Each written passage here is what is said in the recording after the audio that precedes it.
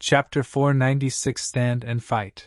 Today, a terrible tragedy almost happened in a peaceful and prosperous part of the city. It was a day like any other, until a sudden notification alerted the citizens that a gate was about to open nearby. With no time to evacuate, numerous people were going to die. But then, a courageous awakened placed himself in the way of nightmare creatures, holding off the entire advancing horde by himself and refusing to give ground until the government forces arrived. This hero then disappeared without demanding any reward, not leaving even his name behind, only scores of slaughtered monsters. And numerous saved lives. Who is this brave and modest savior? Where did he come from, and what is his true identity? Well, some readers might recognize him as the viral Dreamscape sensation Mongrel. Sunny stared at the communicator, which had water dripping from it, with a dark expression on his face. An official newspaper, this is a damn published article, not a random network thread. Previously, Sunny had only gone really viral among the people who were interested in the Dreamscape and dueling. Even though the recording of his performance in the Colosseum reached a wider audience, most of the people who had seen it did not pay Mongrel a lot of attention, since they didn't understand the details of his achievements. This one, however, was different.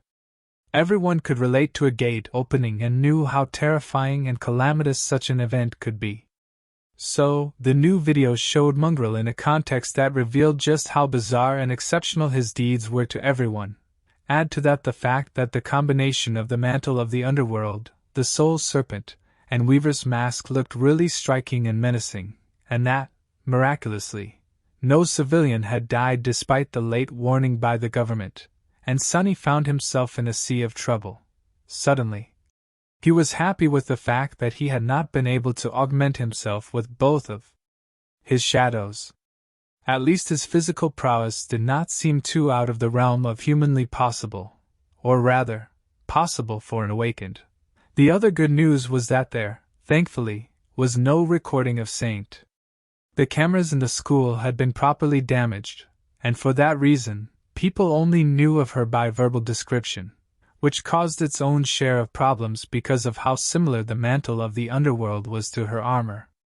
Due to that and the nature of how rumors distorted the truth the more they were shared, soon, many people were convinced that Mongrel had protected the children in the school personally, and that led some to become convinced that Mongrel was a woman. Sunny tiredly covered his face with a hand. His worst fears had not come true, though. Despite the fact that the recording showed him using Shadow Step, no one learned the true nature of his ability from the grainy image, and no one connected him and Mongrel together. Maybe because of the ridiculous way a Song of Light and Darkness portrayed Sunny, but no one even tried to assume that Changing Star's bumbling sidekick was actually the dark, deadly, demonic swordsman Mongrel. Instead, there were countless discussions like this. Mongrel_Seeker. New information on Mongrel's aspect. Previously, we all thought that his ability had to do with physical enhancement or perception, right? But we were all wrong. The new video clearly shows that his aspect is actually spatial sorcery. Spirit of the Colosseum. Do you realize what that means? It means that he didn't even use his aspect in the Dreamscape duels. That was all just pure skill. Crazy. Anonymous user. You mean her aspect? Mongrel_Seeker. Heresy. Lord Mongrel is not a her. Anonymous user. You mean Lady Mongrel? Spirit of the Colosseum. I'd better ping at Mongrel's son. He should know who his dad is. Anonymous user. You mean his MOM? Sunny let out an infuriated sigh. Well, at least no one is mentioning me. If you think about it, the more people think that Mongrel is a lady, the better. Yes, this is good. No, seriously, so good, curse them all. And of course, there were a lot of nonsensical threads assigning some deep and profound meaning to every stupid lie he had said. Like, I am just a human. Mongrel reminds us of the only truth. There are no mundanes or awakened, only humans and the nightmare creatures. He knows that everyone is equal before the spell. Or, make them bleed. Wow, I have no words. So cool. How can anyone be so cool? At the end of the day, that is all that any of us can do. Repay each drop of human blood the nightmare creatures spill with a river of their own. But mostly, it was the damned idiotic advice he had given to one of the six awakened near the end. Stand and fight. Am I the only one who got shivers after hearing that? Such simple, but all-encompassing adage. Lord Mongrel, he is a true awakened. Everywhere he looked, it was the same three words. So many people were repeating, praising, and adding them to their bios that Sunny wanted to vomit. What is happening? As people continued to watch the recording and discuss it, the truth got hazier and hazier. Pretty soon, everyone seemed to have forgotten that Sunny had not actually contained the gate by his lonesome self. No one mentioned Master Jet, who had literally saved his skin and took on the Guardian alone, eventually defeating the fallen tyrant without a cohort of masters supporting her. No one mentioned the six awakened who had helped him, and a literal army of government soldiers who had done the really heavy lifting and wiped out the entire horde, which he had only stalled until their arrival. It was all Mongrel and his courageous, selfless, heroic stand against numerous nightmare creatures, as if he was some sort of a fearless, slaughtering demigod. It's almost like no one even cares about the truth. Sunny threw the communicator on the pile of clothes and closed his eyes in frustration. It was a very strange sentiment. The irony was not lost on him one bit. Curses! Who knew that I would be lamenting a lack of truth one day? Me, of all people! What is this situation? Indeed, making Sunny care about the truth was not easy. It was no simple trick. Chapter 497 Unexpected turn. Eventually, Sunny climbed out of the bath, dressed himself, and moved to the kitchen to make himself something to eat. After the intense gauntlet of the gate battle, he was hungry like a wolf. Ravenous, really. Cooking calmed him down a little, and the pleasant smell made his mood a bit better. Now that Sunny had some time to think, he saw the whole situation in a new light. Yes, his hope for Mongrel to be forgotten was utterly shattered. But there was a bright side to this fiasco. Now that he had completely failed to keep a low profile, there was no more reason to.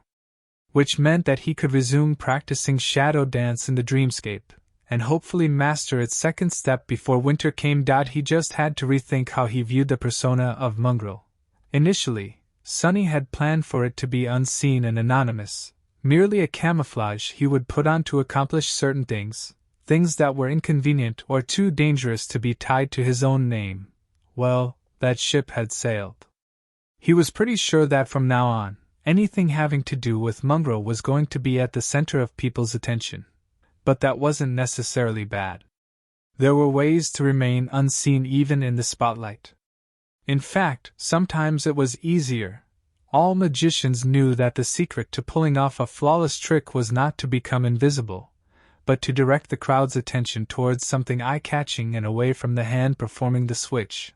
Sunny was not a magician, but he did consider himself to be an experienced cheat. The principle was more or less the same. So if he played his cards right, the more attention Mongrel received, the more freedom he would have to move unseen in the shadows, accomplishing his goals under everyone's noses with no one being the wiser. Maybe such a thing was hard to accomplish and hid more risk, but also promised a greater reward. So, not all was lost. Plus, he had protected Rain. That was the only thing that really mattered. Everything else paled in comparison. Sunny finished his decadently generous dinner and moved to the porch. Sitting in the shade, he relaxed, grimaced a little due to pain, and took a sip of tea. He was suddenly in a great mood. And why wouldn't he be? It was finally time to take a look at his spoils. The battle might have been hard and had almost cost him his life, but he had not fought for nothing. Summoning the runes, Sunny glanced at the familiar string of them and smiled. Shadow Fragments, 1814/2000. Incredible. In just 10 or so minutes, Sunny had gained more shadow fragments than he usually did in weeks. From what Sunny remembered, he slaughtered almost 100 nightmare creatures in front of the gate. Granted, most of them were of the dormant rank and had not contributed any fragments to his growing cores, but still, it was a monumental accomplishment. It made him think back to the first abomination he had ever slain, the Mountain King's larva. How tense and terrifying that fight had been, how convinced he was that the perverse creature would kill him. Who would have thought that one day in a not-too-distant future, he would be able to slaughter 100 nightmare creatures of similar and greater power without being torn to pieces? Sonny had come so far. Lowering his gaze, he glanced at the runes describing his memories and couldn't contain a delighted grin. Oh, I was so lucky today, without even counting the obsidian spear he had gotten and then swiftly lost to the tyrant. There were 6 new memories in his arsenal, most of them of the awakened rank. Sonny studied them for a bit, and coming to the conclusion that none were better than his current ones or performed something he wasn't already capable of, dove into the soul seed. He fed the memories to Saint and looked at her runes, satisfied with what he saw. Shadow fragments, 179 to 200. So close. At this rate, he would probably be able to reach the full 200 before having to go into battle with the vine creature inhabiting the wreck of the ancient ship. If Saint grew even more powerful before then, her presence was going to change a lot of things. Sonny drank his tea in the peaceful silence of the terrace district, grimacing from time to time because of the pain in his bruised body. But even the pain couldn't spoil his mood. Today was a good day. He watched Rain be brought home in a PTV, made sure that she was fine, well, as fine as a young girl could be after experiencing a close brush with an opening gate, and went inside. He was due for some well-deserved rest. ***** In the evening, when the sun hid behind the horizon and the street lamps were flooding the city with pale white light, Sonny was resting in his living room. Doing nothing in particular. He was lazily scrolling through the pages of a popular webtoon and appreciating the twists and turns of its simple story. Crazy. Do people really think about such stuff? His thoughts were suddenly interrupted by a strange sound. It took Sonny a couple of seconds to realize what it was, since he had never heard it in this house before. Someone was knocking on the door. What the hell? Who could be visiting him at this late hour? Putting the communicator away, Sonny sent his shadow to take a look and scratched the back of his head in confusion. Standing on his porch was none other than Rain, wearing her cozy home clothes and looking uncharacteristically nervous. What is she doing here? For a moment, Sonny considered pretending that he wasn't home, but then sighed and stood up. There was no point in hiding, since they literally lived almost next to each other. Walking over to the door, he lingered a second or two, made sure that none of his bruises were showing, and then opened it. Yeah? What's up? Not knowing that Sonny had already seen how nervous she was, Rain pretended to be calm and gave him a polite smile. Hey, Sonny. The food container? Mom wants it back. He stared at her for a couple of seconds. Oh. Wait here.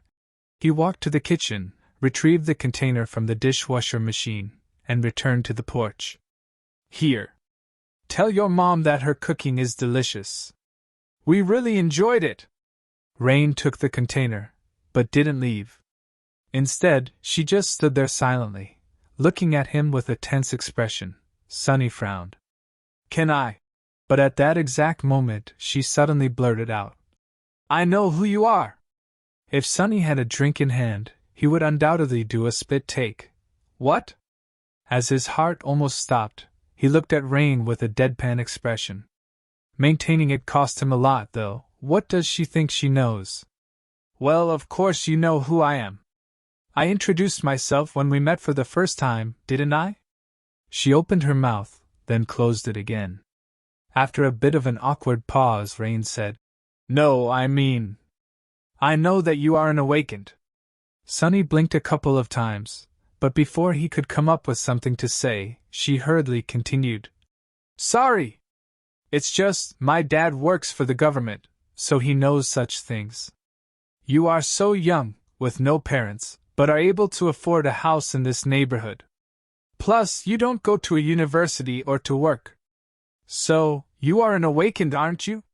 Solid reasoning, he hesitated, then simply shrugged. Sure. Not like it's a big secret, anyway. Rain remained silent for a few moments, and then asked, Are you any good? Sunny stared at her for a bit. Then, a grin slowly appeared on his face. Me? Oh, the best of the best. Probably the strongest awakened in the world, really. No one else can even compare. A slight scowl appeared on Rain's face. I'm being serious. Are you any good or not? Sunny lingered for a moment, then sighed. Yeah, I'm all right. Why are you asking? Rain looked at him for a while, as if gathering courage. Then, she clenched her fists and blurted, Can you train me? Sunny stared at her, dumbfounded. Well, I'll be damned. That took an unexpected turn. Chapter 498 Superficial connection train her. Wasn't that exactly what he wanted? It was. But wasn't it also exactly what he wanted to avoid? Yes, it was that too. Sunny was in a strange predicament. The solution to the problem that had tormented him for many months had suddenly fallen right into his lap out of nowhere. But to make use of it, he had to do something that went against all his previous reservations, that he didn't want Rain to be connected to him in any way. If Sunny was honest with himself, he had to admit that he was drawn to her, or rather, to the faint, half-forgotten memories of a different, happy time that she represented. His desire to reconnect with Rain was both selfish and misguided, since he knew that nothing was going to bring those memories back to life. And if Sunny was really honest, he had to admit that deep down, he harbored a lot of resentment toward her, too. For having a loving family while he had none, for being fine, for not needing him at all. What a mess of emotions that was. And if there was one thing Sunny was really bad at dealing with, it was his feelings. For him, fighting hordes of nightmare creatures was much easier, and then, as if his inner turmoil was not enough, there were external forces at play, too. There was his fated attribute, the strange connection he had to Weaver, and Nephi's with her murderous feud against the sovereigns and the inhuman will to see the spell destroyed. The more he and Rain were connected, the higher were the chances of her being implicated in all this. But maybe, as long as they only had a shallow connection between a kid from an affluent family and her hired tutor, things weren't going to get out of hand. He also had to consider that the threat posed by a potential first nightmare was much greater than that of being superficially tied to him. After all, Sunny had not done anything to attract the really dangerous kind of attention, or rather, had not been caught doing anything like that yet. While he was torn between these conflicting thoughts, Rain waited patiently, and then, misjudging his silence, said, Oh, of course I will pay you. I have some money saved for a trip, and well, I can also talk to my parents. It's just that you're the only awakened I know, you know. Apart from my combat instructor in school. Sunny looked at her, a deep frown on his face. Eventually, he asked, What brought upon this conversation? Why do you suddenly want someone to train you? You said it yourself, you already have a combat instructor. I thought you rich kids get taught everything you need in school. Rain suddenly grew quiet and looked away.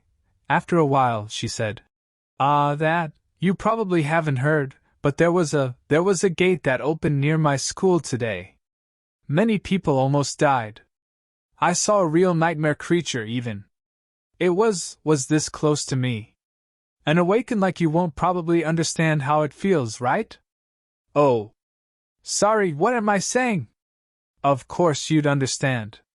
I mean, what I meant to say is that I was absolutely powerless, and that was not a nice feeling. Not a nice feeling at all. He glanced at him, and said with a suddenly serious voice, So I want to become strong. Really strong. Strong enough to never feel that way again. Sunny almost laughed. Oh, what irony! Here we are, so different and in such different situations, but our desires are completely the same. Become stronger, so much stronger. As strong as one could possibly be. Rain paused for a few moments, and then added, And what we are taught in school is not nearly enough. At least it wasn't today. Some of my classmates have private tutors that their parents hire for them, real awakened fighters. But it's just a question of status to them. They don't really learn, or if they do, I didn't see it make any difference when the nightmare creatures were trying to kill us. Sunny smiled from the corner of his mouth. That's because 1,000 hours of training will never be as impactful as one real fight. My own mentor told me that once. He hesitated for a second, and then sighed. I myself was trained by a very special person. The best fighter I have ever met, and probably ever will. The funny thing is, though, I sort of swindled her into teaching me how to handle a sword. Felt a little guilty about it ever since. So I guess it won't hurt to pay it forward and help someone like you out. Sunny looked at Rain with a dark expression, realizing that he had already made a decision. To hell with this. Why make things complicated when they are actually really simple? He shook his head. Be warned, though. If you want me to train you, I will really train you. It's going to be hard as hell and hurt a lot. I don't want to hear any complaints, or see you slacking off. Understood? Rain suddenly giggled. Sunny scowled. What's so funny? She waved a hand. Sorry. It's funny when you act all strict and serious, because you know, are barely older than me. But I do understand. I'll work hard, I promise. Sunny stared at her for a bit, then said in a low voice. What do you mean, barely older than you? I'm ages older than you. Just half the crap I've seen would be enough for a few lifetimes of the likes of you. Then, he smiled menacingly and added, Oh, and by the way, I also won't be cheap. I have mouths to feed, you know. That guest you've seen. I can't seem to get her to leave. There's also a stone-hearted beauty who always follows me around, and her diet is unreasonably expensive. But what can I do? Attracting women with terrifying appetites seems to be my curse. He sighed, looked at Rain, and added, But if you still didn't change your mind, then fine. I'll train you, Rain. Somewhere far away, in the depths of an endless and inescapable nightmare, a blinding disk of an incandescent sun was bathing the dunes of a vast desert in a flood of immolating heat. The sands of the desert were flawlessly white, and the azure sky above them was deep and boundless like an ancient ocean, with not a single cloud blemishing its silken expanse. Being battered by the heat, a lone figure moved across the sand. It was a young woman with striking gray eyes, her skin covered in terrible burns, her silver hair dirty with blood and surrounded by a radiant halo of reflected light. She wore charred remains of a shattered armor, and wielded a broken sword, its silver blade fractured and ending in a jagged edge close to the hilt. The young woman walked forward, the trail of her footprints stretching far into the distance and disappearing over the horizon. To her left, there was nothing but an endless sea of white dunes. To her right, a line of black mountains eventually created a boundary for the scorching desert.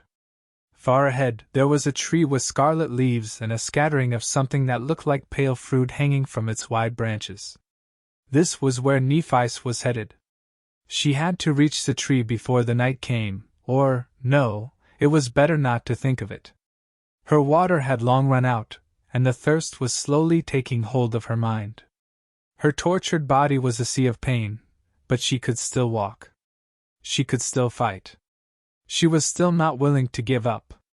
After a while, the tree grew closer. Nephi stopped and stared at its white bark, its scarlet leaves, and the shapes she had thought were fruit. But they weren't. Instead, tens of thousands of skulls hung from the beautiful branches, fastened to them with glistening threads of black silk. A spring of water formed a clear pool in the shadow of the great tree, and on its bank, with his back to her, stood a figure clad in a strange, rusted armor. A human? No, the figure was too tall to be one of her kind. As if hearing her thoughts, the creature turned around, revealing a desiccated face of a corpse, hollow eyes emanating ominous blue radiance, and 6 hands, each grasping the hilt of a weapon. 2 hands held long swords, their blades sharper than a razor and curved slightly. 2 hands held menacing twisted sickles, and the last 2 held a heavy scepter and a broken shield. The chest plate of the creature's rusted armor was shattered, revealing a harrowing wound beneath. Being consumed by thirst and exhaustion, Nephi's raised a hand, as if begging the creature to stop. But of course it didn't. With furious madness burning in its eyes, the abomination lunged at her, striking down with one of the sickles. It moved faster than lightning, sending a scarlet cloud of fallen leaves swirling into the air with a strong gust of wind. Taking a step back, Nephis raised her broken sword to deflect the devastating strike, as if forgetting that it had no blade. At the last moment, though, a ray of pure sunlight appeared where the blade should have been and stopped the sickle from rending her flesh. Nephis swayed from the force of the impact, but remained standing. Her cracked lips opened, and a hoarse whisper escaped from them. "Let us burn, then, let us burn together." In the next moment, white flames ignited in her eyes. Her skin suddenly shone with pure radiance, which then became brighter, and then brighter still. Throwing the sickle away, she dodged 2 thrusting swords and danced around the armored giant, her blade of sunlight piercing the rusted armor with terrifying ease. The 2 of them fought in the shade of the ancient tree, thousands of skulls staring at their battle with empty eyes as they swayed in the wind. Nephis was much slower and weaker than the 6-armed demon, but her skill was flawless, inexplicable, and deadly. She moved with the flow of the battle as if it was her natural element, controlling its cadence with indifferent ease. Her flesh mended itself seconds after being torn, and the flames burning in her eyes only grew hotter. Deathly pale from the harrowing pain, her beautiful face grew colder and colder, becoming almost inhuman. Her sword of sunlight, meanwhile, left molten marks on the body of the ancient demon. And even though such wounds could never harm it, after a while, the creature suddenly staggered. Of course it did. That was a memory left behind by the nameless son of the forgotten shore, after all. Everything it touched was doomed to have its soul destroyed. Finally, Nephis managed to find an opening and dashed forward, slashing upward with the nameless sun. The sunlight blade cut through the rusted armor and severed one of the demon's arms, then fell down and sliced through another. Before the creature could recover, she was already upon it. Nephis sidestepped a crushing blow of the heavy scepter and places her hand on the demon's face. The creature froze, and then opened its mouth, as if to scream. However, all that escaped from it were dancing tongues of white flame. As the pure radiance enveloping Neph's skin dimmed, it was as though the demon burned from within. Flaming fissures opened on its body, leaking pristine fire and radiating annihilating heat. His flesh boiled and blacked, and eventually, the blue shine of his eyes was replaced with blinding white light. And then, that light was extinguished, leaving 2 dark, charred holes behind. Nephis let go of the creature's face, and watched as its scorched body fell to the ground.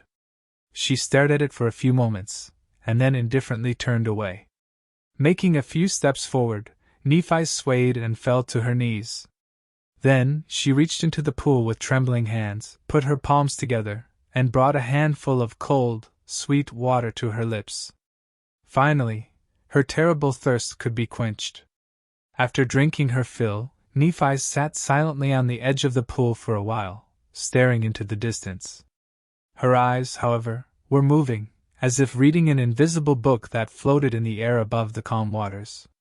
Some time later, a pale shadow of a smile touched her lips. "That guy, he did something crazy again, didn't he?" She closed her eyes and inhaled deeply. "How is he so fast? In the past months, years, lifetimes?" Spent traversing the dream realm, surrounded by nothing except for pain and bloodshed, Nephis had started doubting the memories of her previous life. Sometimes, all of it seemed like something that she had simply imagined, a bittersweet dream she had invented to escape from the horrors of the real world. This world. The world of never-ending nightmares. The change of the runes describing Sunny was the only connection she had left to the actual reality. Perhaps it was the only thing keeping her sane. Even if the things she saw in the shimmering runes were sometimes hard to believe. The impossible lineage that should not have existed, the divine memory of the seventh rank, the strange essence of his soul, the true nature of the taciturn stone demon, and of course, of his flaw. It seemed that Sunny had much more secrets than Nephi's had suspected. With that knowledge, many things made much more sense now, but at the same time, many others seemed much more incredible. Well, it was not like she didn't have secrets of her own. And anyway, it was all in the past. Everything was in the past. All that remained was the future. She did hope that he was doing well, though, out there in the real world. With Cassie. Looking up from the water, Nephi shifted her gaze to the ancient tree and saw two weathered skeletons cruelly nailed to its white bark. Both stared at her with empty eyes, their teeth bared in eternal grins. After some time, one of the skeletons said, "My oh my!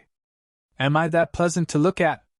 The other grated its teeth and let out a creaky growl, then strained, trying to wrestle free of the large silver nails impaling it to the tree. However, no matter how furiously it struggled, the nails held true. Nephi looked at the skeletons with a calm expression, no emotion reflecting in her cold, gray eyes. The first skeleton spoke again. Is that living blood I smell? Gods! What terrible sins have you committed, girl, to be cast into this hell alive? Even for a revolting Nephilim like you, this is too harsh of a punishment. Finally, she opened her mouth and said hoarsely, in a voice of a person who had almost forgotten how to speak, "What language do you use?" The skeleton laughed. "The only language there is in this place, of course." "Why? Do you wish to learn it?" Nephi remained silent for a long time, and then said, "I seek a way back to the waking world. Do you know how to escape this place?" The skeleton stared at her with a grin. "The waking world? What is that?" The second skeleton suddenly spoke, his voice deep and full of rage. "Can't you smell the stench of a demon on this abominable thing? She is one of Weaver's, you fool!" The first skeleton turned its skull a little, and then asked, "Is that so? My oh my! In that case, you will not find guides better than the two of us. Just take us off this damned tree, and we will lead you to wherever you want." Nephi stared at them for a while, then turned away. "I don't need two guides. Which one should I pick?" The second skeleton strained to free himself again, and then roared, "I am Azarax the Mighty, the Plague of Steel, King of Kings, Conqueror of 100 thrones. Choose me, Nephilim! I will guide you to the shores of the underworld and through its dark expanse, back to the world of the living. You will need a powerful guide if you wish to escape." She spared him a glance, then said to the other one, "What about you?" The first skeleton answered in an aloof tone, "Me? Oh, I am no one. Just a humble slave." Nephi lingered for a bit. Finally, she asked, "Why are the two of you nailed to this tree?" The skeleton who had called himself Azarax growled, "Don't you know where you are, abominable creature? I am here because I led my armies into the great war, slaughtered a myriad of souls, and was punished for my strength and my pride." She shifted her gaze to the other one. The first skeleton answered succinctly, "I have angered the gods." Nephi tilted her head a little. "How?" The skeleton sighed with regret. "Well, if you must know, I slit a god's throat." "My oh my! One could say that it was a misunderstanding. Was there really a need to be so petty?" The sun was already falling behind the horizon, and chilling cold was spreading across the white desert. Nephi summoned her white cloak and wrapped herself in it, shivering. Soon night descended upon the world, revealing a myriad of bright stars. As it did, the sand moved, and slowly, countless figures rose from beneath it. All of them were corpses with no flesh remaining of their perfectly black bones, some of creatures that resembled humans, some of towering giants, and some of beings who were too strange and terrifying to describe. In a clamor of rusted armor and a litany of howls, the hordes of abominations clashed against each other, continuing their terrible battle even in death. Nephi moved closer to the tree, which somehow remained an isle of calm in the sea of terror, and looked at the first skeleton. "You remind me of someone I knew. Come morning, I will take you off the tree. To guide me, though." The skeleton cackled. "Very well, vile creature. Even though you are revolting, I will keep my promise." Nephi grinned. "What do I call you, then?" The skeleton remained silent for a bit. "A name? I used to have one of those before." "What was it?" "Oh." He moved its jaw a little, and then said, "Uris. Uris of the Nine." As waves of summer heat assaulted the city, its concrete and alloy jungle had turned into a sweltering oven. The air filtration systems were running without pause to save the people from suffocating in the clouds of pollutants, and in poorer districts, water had to be rationed because of the drought. Luckily, none of that touched the peaceful terrace neighborhood.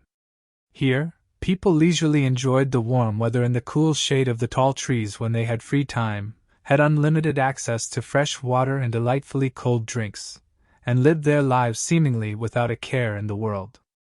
Sonny was constantly surprised to find himself among these fortunate and prosperous people. For the past month, his life was very busy, but without any distress. He had been steadily working toward his various goals, slowly making progress toward each. His shadow fragments were nearing full saturation, and so were Saint's. He had returned to the dreamscape and participated in countless duels in the professional arenas, where the fighters were much more capable and gave him the opportunity to witness and comprehend many different battle styles. As the result, Sonny was able to further develop Shadow Dance, making his mastery of it much more solid. The Prince of the Underworld, enchantment of the mantle, was now also very different from how it had been before. Even if he wasn't going to reach the mark, 6,000 defeated opponents, any time soon, or even a third of it, he was still making consistent progress. The counter already showed 1579/6000. The drawback, of course, was that with each day he went without losing a fight, Munro received more and more praise and attention. These days, each of his duels gathered an audience as large as that of the top Dreamscape broadcasters, especially because some sort of a yearly tournament seemed to be approaching. Munro's fans, however, were doomed to be bitterly disappointed. Sonny had no plans of participating in a foolish imaginary competition. He didn't care about fame and recognition, and was too busy to even spare it a thought.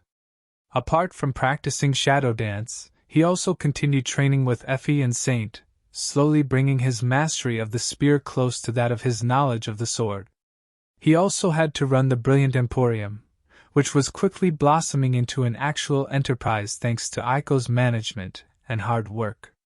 And of course, he had been training Rain. "Come on! Seriously?" She was currently in his living room, staring at him with outrage. Sonny tilted his head a little. "Sure.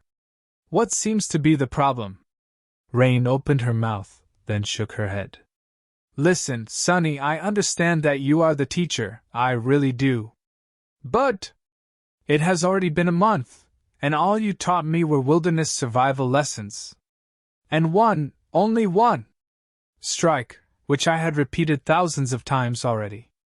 When I asked you to train me, I thought..." Sonny grinned. "You thought what? That I will teach you how to decimate nightmare creatures and bring all your enemies to their knees?" She coughed in embarrassment, then said in a small voice, "Yes?" He shrugged. "But that is exactly what I am teaching you. Who do you think survives in the dream realm? The best swordsman? The strongest fighter? No. You need to be alive to fight a nightmare creature, and for that, you need to know how to find food, water, how to read tracks and move through the environment without letting it kill you. And it will try to kill you, believe me." He paused, then added, Yes, they taught you the basics in school, but not nearly enough. You want to live long enough to become strong? Then this is step 1. Rain let out a long sigh, and then looked at Effie for support. The huntress was currently balancing in her wheelchair with a bored expression on her face, waiting at the door for some snacks she had ordered to arrive. What? Listen to Sonny, kid. He might look like a wet weasel, but this guy knows his stuff. The things he lived through are simply beyond reason. Honestly, if he had any shame, he would be dead. Sonny spared her a dark glance and said, Thanks. I guess. Rain frowned, accepting her defeat. A few moments later, she suddenly asked, What's step 2? He raised an eyebrow. What? You said that learning to navigate the environment without dying is step 1. What's step 2? Sonny looked at her for a few moments, then said, It's about your mindset. You're not ready for step 2 yet, though. We'll get to it when the time is right. For someone like Rain, that step was going to be the hardest. She didn't really have an aptitude for violence yet, because her life so far had been nice and soft. But she would have to not only come to terms with violence, but also adopt it into the very core of her being, make it one of the cornerstones of herself. That was the only way to survive the spell. Ironically, for Sonny, that step had been the easiest. In fact, he had made it long before his first nightmare, long before the spell even knew of his existence. Rain stared at him with disappointment, then sighed. I just want to be strong like her. He blinked a couple of times. Like who? Rain suddenly smiled. The awakened who saved me. She is so amazing. So strong, so beautiful. A true warrior, not someone like you. Suddenly, a mortified expression replaced her wistful smile. Oh. I'm so sorry. I didn't mean it like that. You are great too, Sonny. I'm sure. Just, not on her level.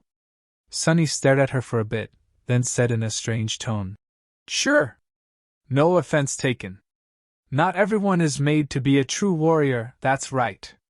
He wanted to say something else, but at that moment, his communicator suddenly rang, announcing an incoming call. Sonny frowned. Who might it be? Very few people ever called him. Looking at the screen, he suddenly felt a bit cold. It was the Sour Reaper herself, Ascended Jet. What? Why is she calling me? Sonny hesitated for a couple of moments, then answered the call. Yes? Master Jet? The familiar voice, as relaxed as ever, came out of the speaker. Oh, hey there, awakened Sunless. Are you free right now? What does she want? He glanced at Rain, thought for a bit, then said cautiously. Sort of. Why? For a few moments, there was nothing but static and the sound of a PTV moving coming out of the communicator. Then Master Jet asked, Mind lending me a hand? A strange expression appeared on Sonny's face. Lend her a hand? Me? Why would a master need help from an awakened? Meanwhile, Master Jet added, You'll be generously rewarded, of course.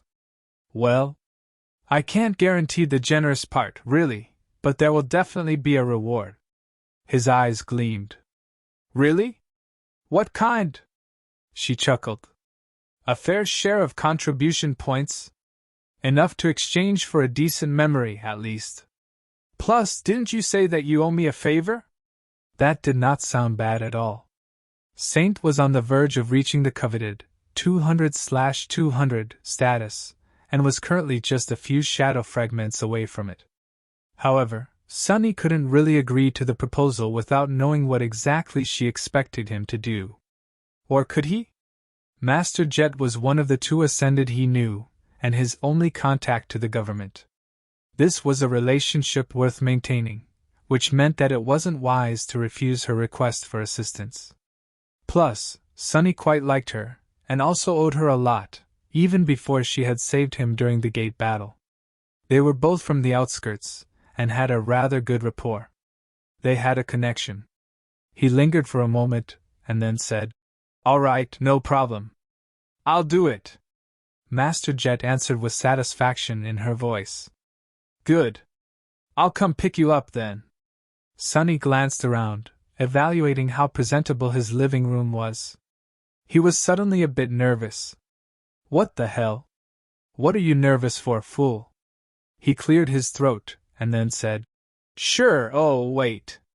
Let me give you an address. Master Jet laughed. Gee, Sunny. I work for the government, remember?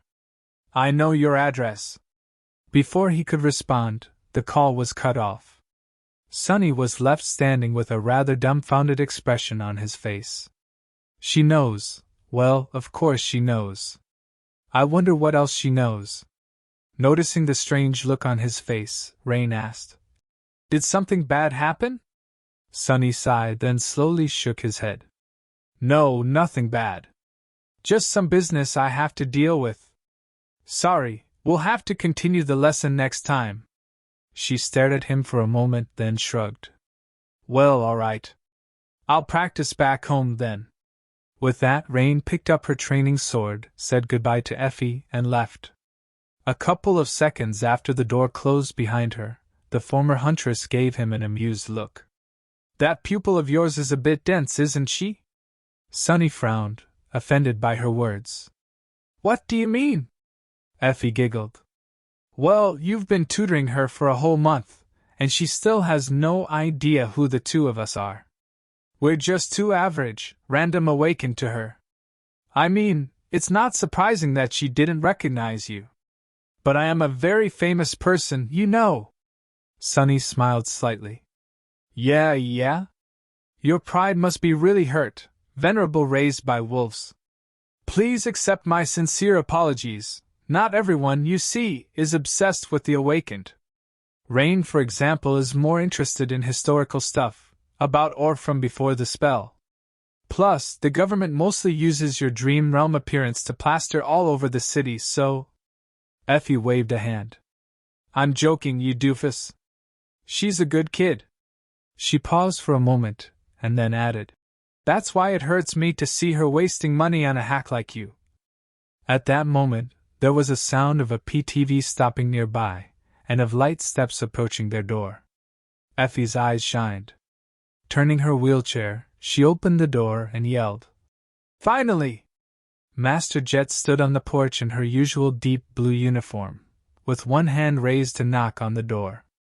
Her jacket, as always, was carelessly unbuttoned, revealing her slim waist and generous figure. Her short raven black hair was a bit messy, and there was a look of slight surprise in her icy blue eyes. Effie stared at the older woman for a few moments, disappointment clearly written on her face. Then she said dejectedly, Oh, you're not food delivery. A polite smile appeared on Master Jet's face. Ah, awakened Athena. It's an honor to meet the famous raised by wolves. I am Ascended Jet. Effie glanced at her, then at Sunny, then back at Master Jet. Then she smiled. Good job, doofus. I approve. Sunny gave her a murderous look, cursed inwardly, and turned to Master Jet. Do I need to prepare? She shook her head. Your usual memories should do. If everything goes well, you won't even need to use them. He hesitated and then asked, What if it doesn't go well? Master Jet grinned, making Sunny suddenly feel very uneasy for some reason. Well, then it'll go badly, won't it? We'll know when we know. With that, she looked at Effie and said, Please excuse us. Time is of the essence, so we will have to leave immediately. It was very nice to meet you, awakened Athena. Effie winked at her. Sure. It was nice to meet you too. Bring snacks next time. Sunny felt his ears turning red and promised himself to have a word with her when he got back. Or better yet, kill her.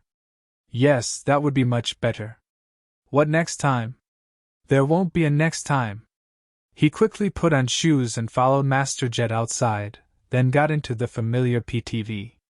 As soon as the doors closed, she sent the vehicle moving at full speed, the acceleration pressing Sunny into the seat.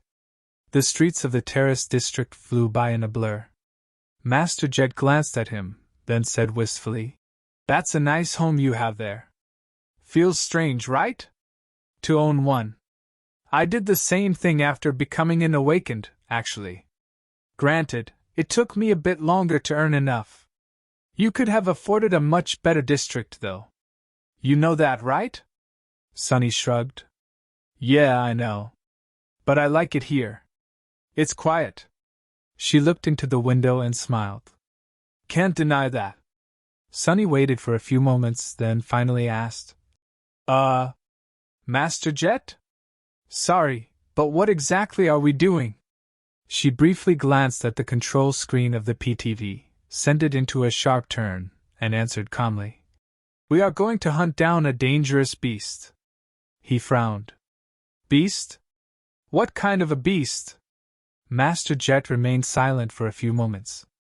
Then, she glanced at him and smiled darkly. "The most dangerous beast there is. A human." Sunny shifted in his seat, a bleak expression appearing on his face. "A human? Why would a master be hunting down a human? There was police for that. Unless, of course, that human was an awakened." Sunny was aware that special government agents, carriers of the nightmare spell themselves, dealt with those awakened who broke the law, simply because police officers were often helpless against criminals that possessed inhuman strength and wielded bizarre or dangerous aspect abilities. It made sense that Master Jet would be involved in that side of government work, too. But honestly, he didn't know too much about how these things usually went. Glancing at her, Sunny asked, "Is it an awakened criminal?" Master Jet spared him a short glance. "A criminal? Yes, you might say that." She remained quiet for a few moments, and then corrected herself. "No, actually, do not. The man we must find is not a criminal. He is an animal, a rabid one." Sunny frowned. An interesting choice of words. Master Jet was concentrating on driving the PTV, so she didn't answer immediately. When she did, however, her voice was strangely calm. "You are not an inexperienced sleeper anymore, Sunny, so I will be straightforward. You, of all people, should be able to understand. The nightmares, the dream realm, they take a toll. Some people endure, some people break. Some people carry the nightmares back with them to the real world." A dark expression slowly appeared on her face. "From what I heard about the Forgotten Shore, you witnessed the worst of what the spell does to us. Yes, we awakened are at the top of the world, those who return alive, that is. We have all the privileges, all the money, all the power. But the mark it leaves on us never goes away. After all the pain, blood, and horror, after all the crap we the lucky few are forced to survive, many crack." Master Jet looked at the road, her icy eyes full of unimaginable coldness. "Some crack a little, and some crack a lot. The government portrays us awakened as powerful and noble, the saviors of the world, but really, most of us are walking on the edge, just one little step away from madness. All that trauma can mess one up really good, you know? It's all a big, big mess. So, when one of the awakened loses control up and makes that last step, what do you think happens?" Sunny remained silent for a while, thinking about the damage a deranged awakened could do in the mundane world. His expression became dark and heavy. He didn't even want to imagine. "When that happens, you receive a call." Master Jet glanced at him and smiled. "Smart. Yes, when an awakened goes out of control, I, or someone like me, receives the call. Things like that usually don't get out, because the government doesn't want them to. For obvious reasons. Everything is dealt with quietly, and so, here we are." Sunny didn't speak for a bit. Then he asked, "So, what exactly is going to happen? We find this guy, talk him down or overpower him, and then put him in cuffs? Arrest him?" What a funny thought that was. Him making an arrest. Sunny had been on the other side of this equation a few times in the past, and never in his life had he imagined putting handcuffs on someone, and not the other way around. Master Jet gave him a complicated look. There was almost pity. No. We are not going to arrest him. Sunny blinked a couple of times. Will he be free to walk around as if nothing happened until the trial? Of course, there was another, much darker answer. As if reading his thoughts, Jet slowly shook her head. No. No, he won't be walking around. Sunny looked into the window. Ah. Master Jet sighed. If they summon me, then things are already beyond that. Think about it. If a mundane human needs to be contained, you can put them in prison. But we are awakened. Realistically, there is no prison that can be built to hold us. Not with every aspect being unique, and demanding unique means of containment. So there will be no arrest, and there will be no trial. She accelerated the PTV even further, and then said evenly, there will only be an execution. Sunny looked out the window, not sure how he felt about that. Yes, what Master Jet said made sense. Awakened were too powerful, and too dangerous. If one of them lost control, then they needed to be dealt with, somehow. In a perfect world, they would go through the same process that mundane humans went through. They would be arrested, tried, and either locked in a cell or receive proper help in a mental institution. But this was not a perfect world. So, instead, they would just be hunted down and executed, and the whole thing would be swept under the rug to preserve the spotless reputation the awakened enjoyed. Although harsh, this was the somber reality. He wasn't against the idea itself. He just didn't know how to feel about the fact that this time, he was going to be the executioner. Finally turning to Master Jet, Sunny lingered for a few moments, and then asked, So why me, of all people? Why ask me for help? Master Jet glanced at him, then grinned. 3 reasons, really. She blew through an intersection, almost crashing into a heavy cargo vehicle, and then dodged it at the last second. First, I know you. There are many people who could have helped, but very few whom I would trust to have my back. Sunny nodded, strangely pleased to hear that. Second, from the initial information I received, the suspect might have an aspect that is somewhat similar to yours. High affinity to shadows. So, you'll be helpful when we're tracking him down, and if things go south, he won't be able to escape easily. Another shadow user, interesting. She gave him a calm look and added, And lastly, there are a lot of people working for the government, but very few who are suited for this kind of work. Unlike you and I. Sunny considered her words. After a while, he asked, Because I am from the outskirts, just like you? Master Jet remained silent for a bit, and then gave him a bright smile. No. Because you are a killer. Just like me. Sunny wanted to deny her words, but in the end, simply turned away to look at the city streets flying by. Master Jet knew, of course. She had long known that he had the capacity to be a killer because of the cruel past the two of them shared, and more than that, she had access to the records about the events of the Forgotten Shore that the government agents had compiled. Out there, Sunny had killed his fair share of people. He had not been the most active participant in the civil war for the throne of the Bright Castle, but his hands were covered in blood, too. There were very few survivors of the Dark City who, like Aiko, managed to go through that morbid ordeal without staining themselves with human blood. And then there were other lives that almost no one knew that he had ended. Castor, Haru's, the hunters who had kept Kai locked in the dark well, and Harper. Even before that, he had killed the old slaver, Shifty, Scholar, and Oro of the Nine without batting an eye. Honestly, it was not a big deal. Except for maybe Harper, Sunny never lost sleep over any of the humans that had died by his hand. If he was honest with himself, he had to admit that some of them he even enjoyed killing, a little.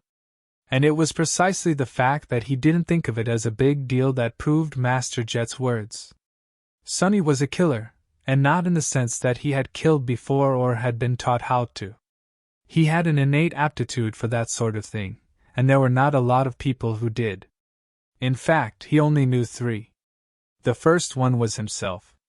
The second was Nephis. She was the one who had taught him about murder, after all. Maybe that was one of the reasons why Changing Star had chosen to impart her family battle style to Sunny. Maybe she had recognized that the two of them were similar, that both of them had seen and known the truth of this world. That he would be able to understand. The third one was Master Jet. Sunny suddenly realized that he didn't know much about her, apart from her rank, her past as a kid from the outskirts, and her role as a government operative. Everything that he thought he knew about Master Jet had come from what others told him about her, painting an intimidating and imposing picture of the fearsome Soul Reaper. That picture, however, did not reveal the real human hidden behind the loud nickname. In fact, it only served to obscure her more. What nightmares Jet herself had survived on her path to becoming a master? What were her hopes, her convictions? What were her goals? He had no idea. Thinking about it, Sunny hesitated for a while, and then said, "Master Jet? Can I ask you a question?" She glanced at him briefly and smiled. "Sure." Sunny carefully chose his words before formulating a question. In the end, he asked simply, "Why are you not a saint?" Master Jet laughed, her voice full of amusement. "What a peculiar question.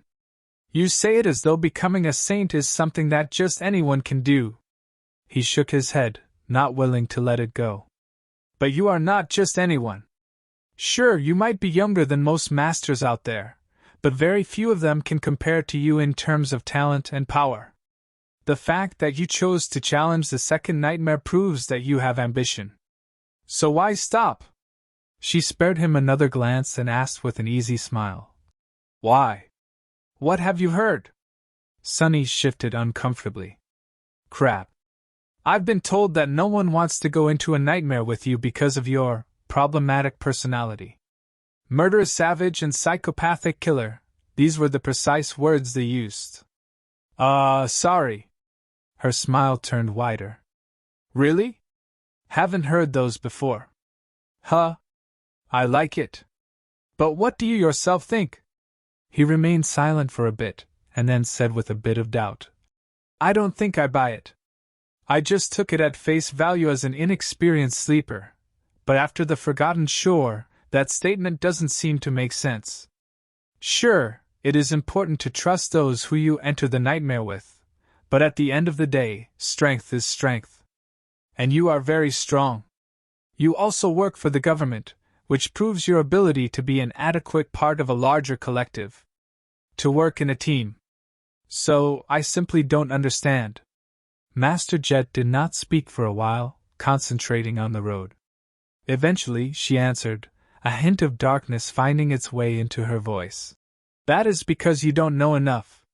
You're young, and haven't had to deal with the awakened affairs a lot. Plus, some of these things people only learn after reaching a certain stage. You're not at that stage yet, but since you asked, I'll answer." She looked at him, the smile disappearing from her face. "It is very simple, really.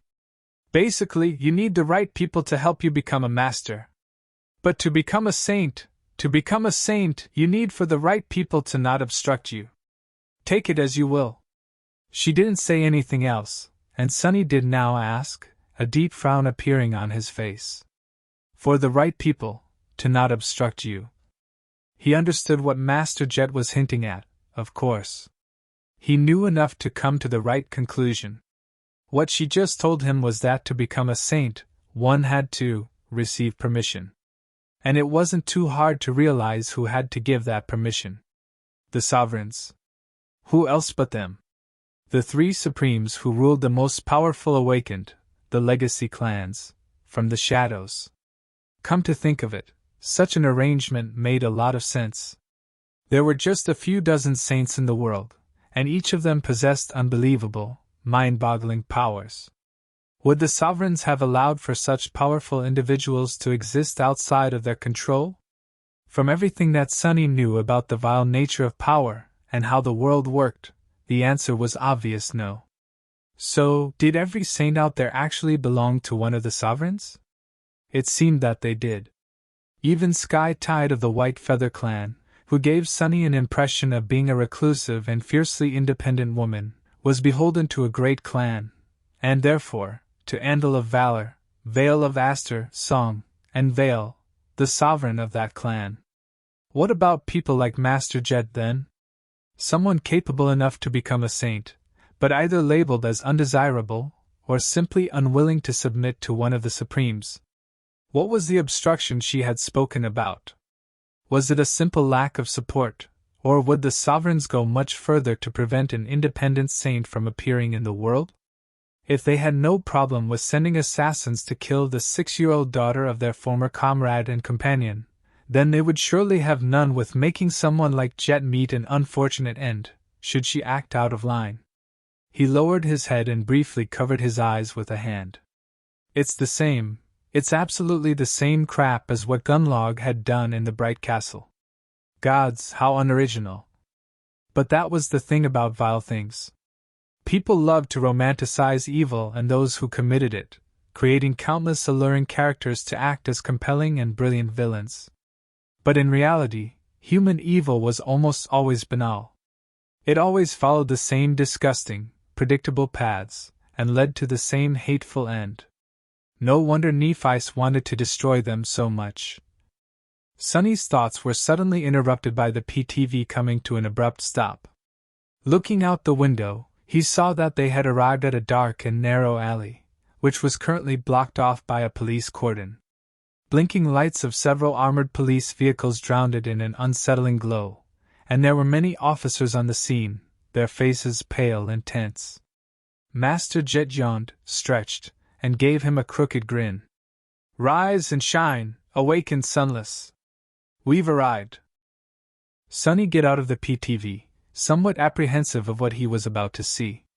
The police officers present at the scene looked very relieved to see Master Jet and him appear.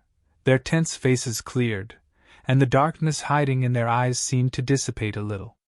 This was not at all how these types of situations were usually portrayed in popular media. In the crime mystery shows, whenever a plucky mundane detective encountered a cold and by-the-book awakened agent, their relationship always started very confrontationally, with mutual disdain and debates over who was supposed to handle the case, only to end as an entertaining team-up, of course. Once again, reality turned out to be very different from how storytellers liked to portray it. There was no conflict over jurisdiction or negativity expressed by the police officers. Instead, they were genuinely happy to see the awakened specialists arrive. Well, of course they were. It was just as the old policeman had once told, right before Sunny faced the first nightmare. If he died there and no awakened was near, they would have to fight the nightmare creature his body had turned into themselves. And that was not something mundane humans ever wished to do. Master Jet walked over to one of the policemen and greeted him with a short nod. Despite the fact that he was much older than her, not to mention Sunny himself, the officer treated them with the utmost respect. "Nice to see you again, ma'am." "Greetings, sir. Let me show you the way." He led them deeper into the alley, toward a heavy metal door that hid in the deep shadows. It was wide open, and there were strange flashes of intense white light coming out of it, mixing with the red glow of the police sirens.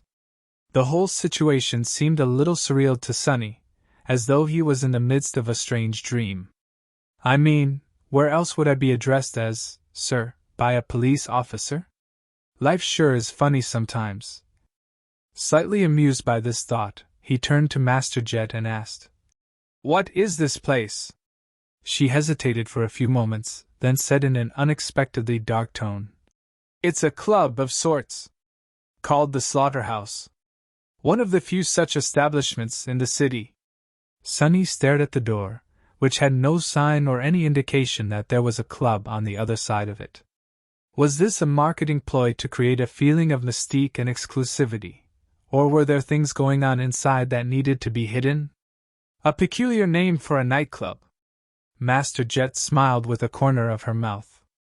"It is meant for a very specific clientele. The ground floor is your usual dance club, but beneath it, there is a VIP area with an underground arena. There is nothing illegal going on there, just things that are in poor taste. She paused, and then added somberly. They send echoes, usually dormant beasts, to fight against mundane fighters there. The fighters are paid generously, of course, and the club profits from the rich assholes who enjoy watching this sort of thing enough to recoup losses if one of the echoes is accidentally destroyed. Everyone wins, I guess. Sonny frowned.